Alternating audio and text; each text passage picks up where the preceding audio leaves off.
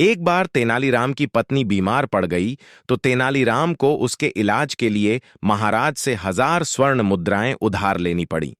खैर, उचित देखभाल और इलाज से उसकी पत्नी ठीक हो गई।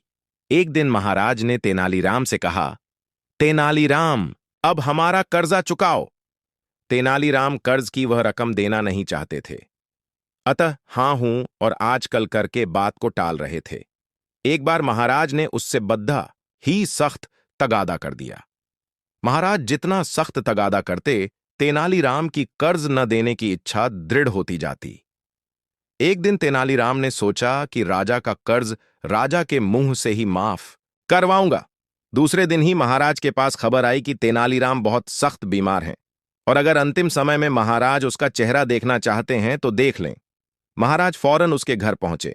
देखा कि तेनालीराम बिस्तर पर पड़े हैं और उनकी पत्नी और मां रो रही हैं। महाराज को देखते ही तेनाली की पत्नी बोली, महाराज, यह बड़े कष्ट में हैं, इनके बचने की कोई उम्मीद नहीं है, मगर कहते हैं कि जब तक मुझ पर राजा का उद्धार है तब तक मेरे प्राण आसानी से नहीं निकलेंगे। महाराज की आंखें भर आईं। वे बोले, तेनालीराम, मुझे तुम्हारी मृत्यु का दुहक तो बहुत होगा। तुम्हारी कमी मेरे जीवन में कोई पूरी नहीं कर सकता, मगर मैं तुम्हें इस प्रकार कष्ट भोगते भी नहीं देख सकता।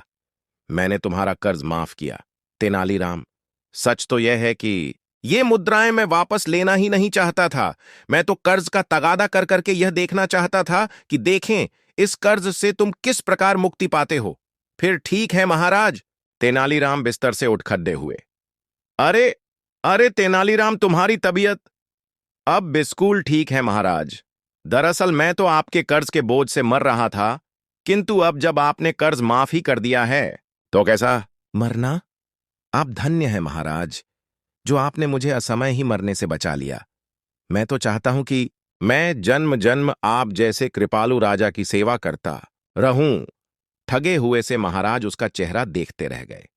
व्हिडिओ आवडला असल्यास लाईक, शेअर आणि सबस्क्राईब करा असे व्हिडिओ पाहण्यासाठी।